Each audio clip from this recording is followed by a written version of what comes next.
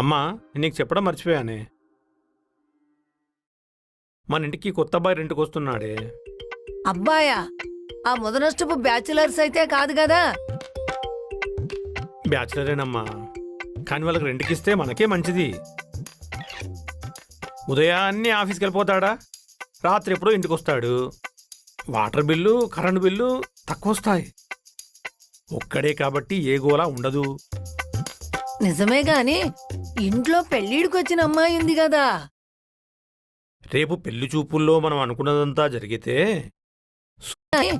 ఇంట్లో పెళ్ళిడికి వచ్చిన అమ్మాయి ఉంది కదా. రేపు పెళ్లి చూపుల్లో మనం అనుకున్నదంతా జరిగితే సుబ్బలక్ష్మి త్వరలో పెళ్ళైపోతుంది, అమెరికా కూడా వెళ్ళిపోతుంది. ఇంకా నువ్వేమీ ఆలోచించకమ్మా. ఆలోచించకుండా ఎలా ఉంటాన్రా?